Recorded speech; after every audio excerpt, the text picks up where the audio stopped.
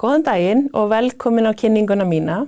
Ég heiti Valgerður Guðmundsdóttir og lektor við lagadeild Háskólans á Akureyri. Ég ætla að fjalla aðeins þær rannsóknir sem ég hef verið að snúast í undanfarin ár, en þar hefur áherslan verið á konur sem sækjum alþjóðlega vernd og hið norræna jafnréttishugtak og hvernig það hefur þróast í áranna rás. Undanfarið hef ég sérstaklega verið að skoða þetta með tilliti til núgildandi jafnréttislaga og þeirra skyldu til að innleiða kynja- og jafnréttissjónarmið í alla stefnumótun og ákvörðunartöku hjá stjórnvöldum. Það hefur oft verið talað að ákvörðunartökuferlið hjá stjórnvöldum í þessum málum hefur verið talið sveipað ákveðinni dulúð og erlendar rannsóknir hafa sýnt fram á að ákvörðunartökuferlið þar eins og hér í þessum málaflokki einnig lýst á svipaðan hátt. Það mikið matskennd lagaákvæði og stjórnvöldum veitt nokkur ríkt svigrúm til mats. Í mínum rannsóknum hef ég leitast við að varpa ljósi á þessa dulúð og reyna að greina hvaða þættir hafi áhrif og hverjir ekki.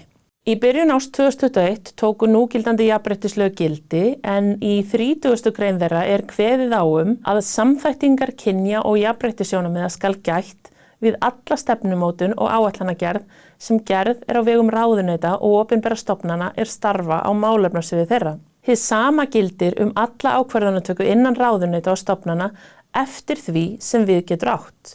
Í mínum rannsóknum hef ég verið að leitast eftir því að skoða hvort eða hvernig slíkt hefur verið innleitt og hvaða áhrif slík innleiðing gæti haft á ákvarðanatökuferlið í heild sinni.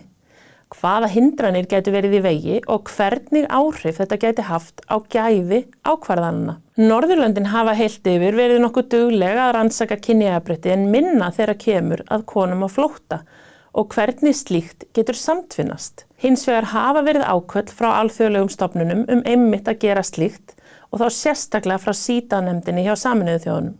Ég hef verið að eiga við nokkrar rannsóknarspurningar undanfarin ár þessi efni, til dæmis hefur kyn umsækjanda áhrif á málsmeðferð umsækjanda alþjóðlega vernd og ákvarðanatökuferlið sjálft, gæti samþætting kynja- og jafnréttissjónarmiða haft áhrif þar á og ef svo hvernig gæti slíkt litið út, hvaða aðferðir var hægt að þróa og hverjar augljósar hindranir sem gæti orðið í veginum. Þetta allt gert í þeim tilgangi að auka þekkingu og skilning á raunverulegum aðstæðum kvenna sem sækjum alþjóðlega vernd í heimalandi sínu. Þá hef ég undanfarin ár rannsakað ákvarðanir stjórnvalda í málum kvenna sem sóttu hæli á árunum 2017 til 2020 og fóru í svokallaða efnismeðferð. Ákvarðanir voru greindar með tilliti til ýmissa sjónarmiða til að kortleggja hvort eða hvernig áhrif kyn umsækjanda hafi haft á úrlausn málsins.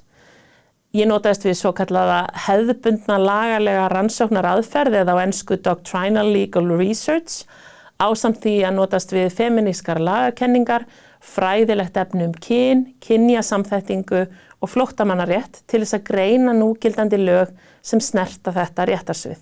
Þau íslensku lög sem gilda þetta svið til að mynda lög nr. 80/2016 útlendinga en þau byggja miklu leyti á alþjóðasamningum.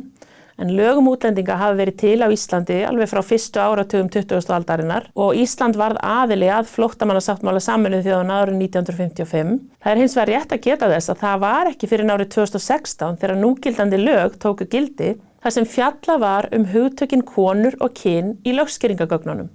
Svo það einnig lög nr. 150/2020 jafna stöðu og jafnan rétt kynjana sem eiga við í þessum rannsóknum. Það rétt að geta þess að hugmyndin á bakvið þau svolítið samofin við þessa sameiginlegu hugmyndafræði sem á Norðurlöndum velferðarsamfélagið. Hér á landi jafnrétti kynjana tryggt í stjórnarskrá og kvennaréttur sem sér svið fór að þróast á 7. og 8. áratug síðustu aldar á Norðurlöndunum og komu fyrstu jafnréttislögin í kjölfarið á því. Það var fyrst fjallað kynjasamþættingu í lögunum árið 2008. Þá var þetta talin mikilvæg leið til að tryggja kynjajafnrétti í íslensku samfélagi. Í núgildandi lögum reglulega fjallað hugtakið í gegnum í rauninni allan lagabálkinn. Í 30. grein lagana kveðið á að samþættingar kynja- og jafnréttissjónarmiða skal gætt við alla stefnumótun og áætlanagerð sem gerð á vegum ráðuneyta og opinberra stofnana starfa á málefnasviði þeirra. Hið sama gildir alla ákvarðanatöku innan ráðuneyta og stofnana eftir því sem við getur átt. Í mínum rannsóknum kemst ég að þeirri niðurstöðu að þetta getur átt mjög mikið við í ákvörðunum alþjóðlega vernd. Og þá fer maður að hugsa hvaða áhrif gæti þetta haft á málsmeðferð stjórnvalda þegar kemur að umsóknum alþjóðlega vernd. Í mínum rannsóknum hef ég verið að skoða ákvarðanir teknar hjá Útlendingastofnun í málum kvenna sem sækjum alþjóðlega vernd og hafa sætt svokallari efnismeðferð. Tilgangurinn var að skoða hvort að ákvarðanirnar sjálfar bæru með sér einhver merki þess hvort og þá hvernig greining hafi farið fram á kyni umsækjanda og áhrifum þess. Á ensku þetta oft kallað gender-based analysis. Þetta átti við 255 ákvarðanir sem teknar voru á tímabilinu 2017 til 2020. 255 ákvarðanir sem sættu efnismeðferð voru skoðaðar og niðurstöðurnar voru þær að 58 fengu stöðu flóttamanns samkvæmt flóttamannasáttmála Sameinuðu þjóðanna, 120 fengu svokallaða viðbótarvernd sem aðeins öðruvísi alþjóðleg vernd og 9 fengu dvalarleyfi á grundvelli mannúðarsjónarmiða. 68 var svo neitað eða fengu aðra niðurstöðu. Það rétt að geta þess hér að það var nokkuð athyglisverð niðurstaða að flestar konur fengu viðbótarvernd og að mínu mati þörf á frekari rannsóknum á þessari niðurstöðu. Af hverju konur hafi yfirleitt fengið viðbótarvernd?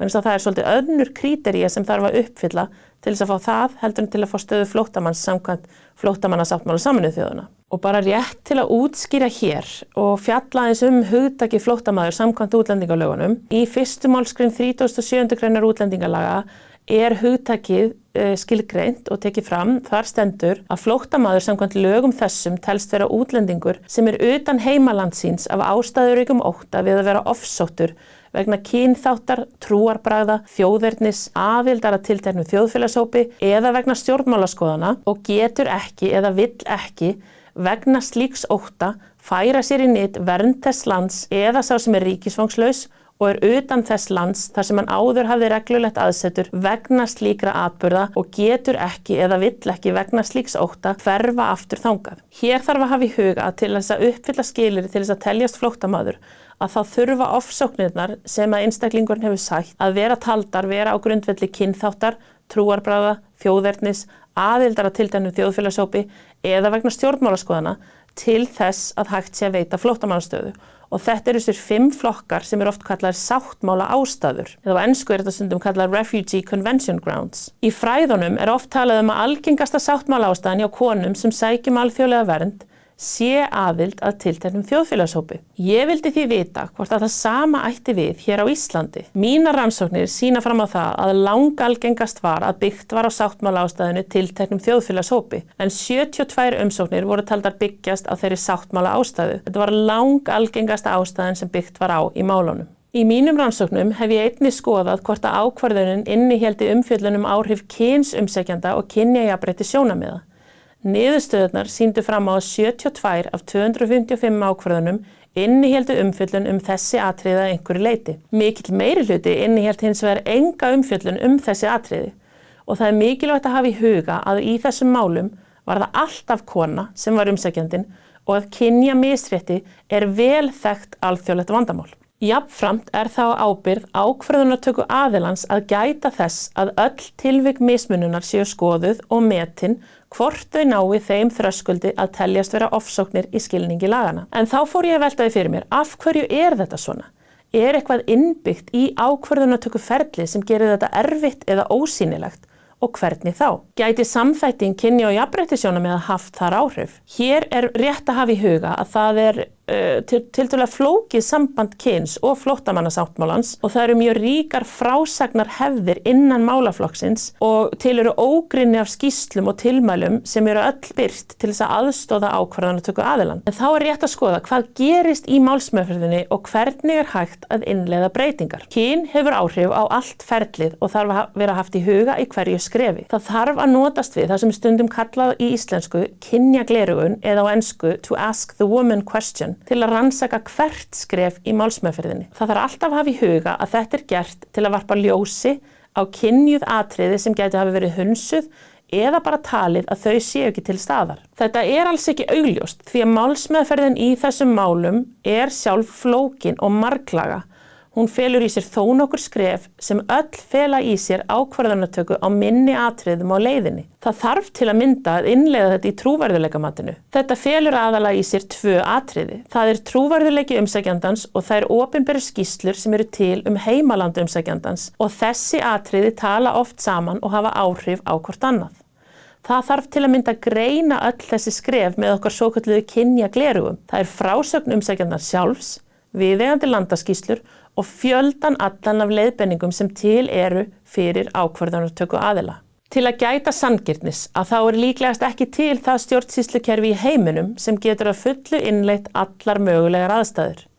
Hins vegar eru atriði sem hægt að ætlast til að séu innleitt til að auka skilvirkni og bæta ákvörðunartöku. Í mínum niðurstöðum kemur fram að innleiða þarf kynjasamþættingu í málsmeðferð stjórnvalda, auka skilning áhrifum kyns á hinum ýmsu sviðum, auka fræðslu til helstu aðila innan kerfisins áhrif kyns í málsmeðferðinni, en rétt að hafa í huga að ákvörðunartöku aðilar gegna lykil hlutverki í hverju máli. Ákvörðunartöku aðili verður að hafa nægilega góða þekkingu á áhrifum kyns og hvernig það markar hin ýmsu atriði í okkar daglegu lífi til hann geti beitt svokallari kynbundinni greiningu sem á ensku oft kölluð gender-based analysis í málsmeðferðinni. Þetta væri allt gert til að auka gagnsæi og jafnrétti í málsmeðferðinni sjálfri. Á þessum nótum vil ég þakka ykkur fyrir að hlusta á mig og vonandi sjáumst við á öðrum vettvangi síðar.